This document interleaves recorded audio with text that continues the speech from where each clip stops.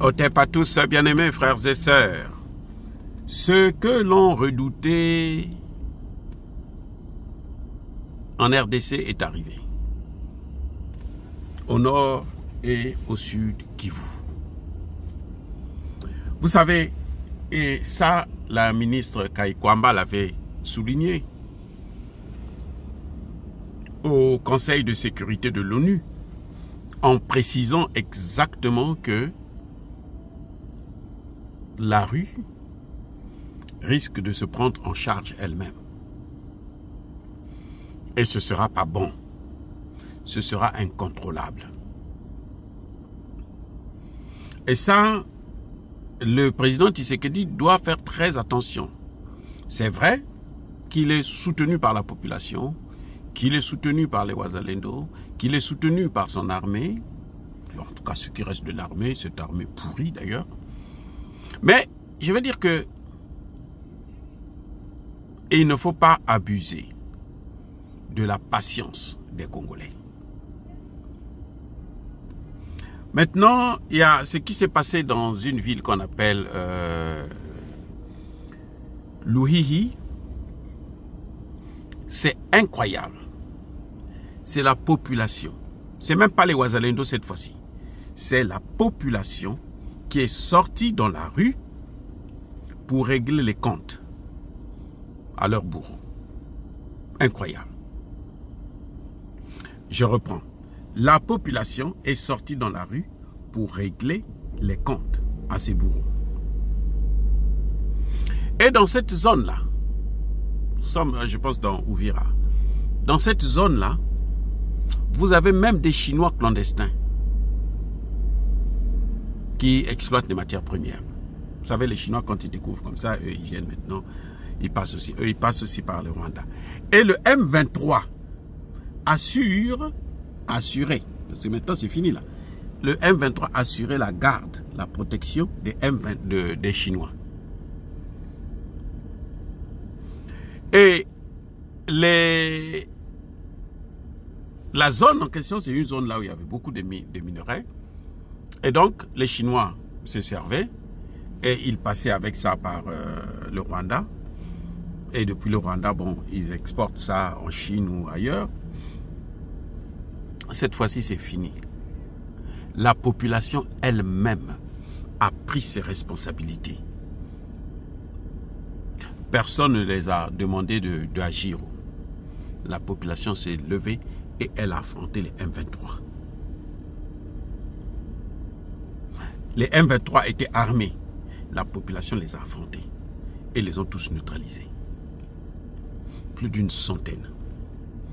Leurs maîtres, les Chinois, on les a massacrés là-bas. Il y a des Chinois qui sont tombés là-bas. D'autres ont fui. Mais beaucoup sont tombés là-bas, des Chinois.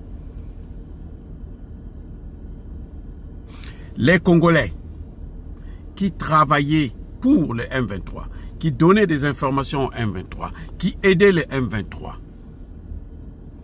eux aussi ont reçu leur compte de la part de cette population. Voilà un peuple qui se réveille. Et ça, c'est ce que tout le monde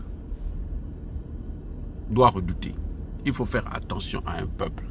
Quand vous abusez de ce peuple-là, le jour que ce peuple va se réveiller, quelle que soit votre force, vous êtes un dictateur.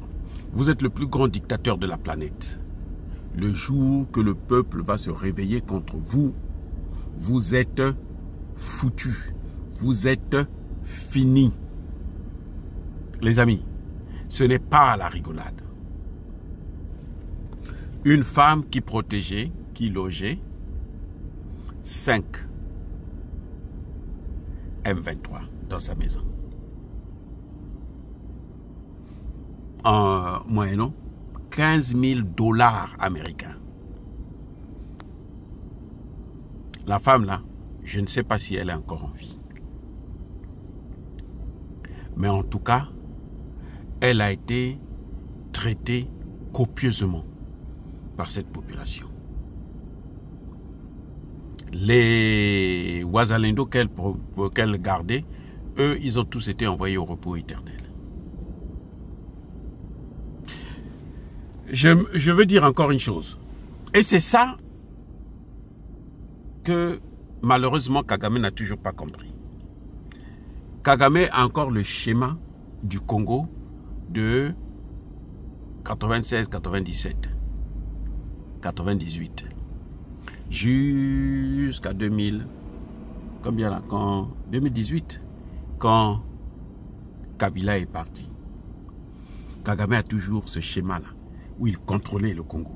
Maintenant, les populations, elles se sont dites que nous n'avons plus rien à perdre. Parce que quand on ne fasse rien, quand on fasse quelque chose, on nous élimine.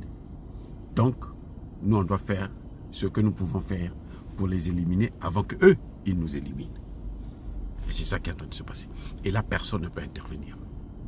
Il n'y a pas les FARDC. Les FARDC, vous savez, les FARDC respectent le cessez-le-feu.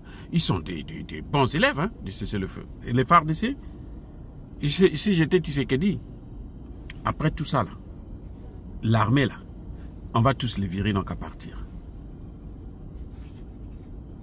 On n'a pas besoin d'armée. S'ils sont là pour ils ne protègent pas, ils sont là pour respecter le cessez-le-feu, alors que l'armée rwandaise, 40 000 Rwandais sont au Congo. 40 000. Et là, je vous parle de la situation qui s'est passée à peine hier. Hein. Donc, Kagame n'a pas encore donné l'ordre à ses hommes de se retirer. Kagame, c'est un jusqu'au boutiste. Il est suicidaire. Parce qu'il sait qu'il a tout perdu.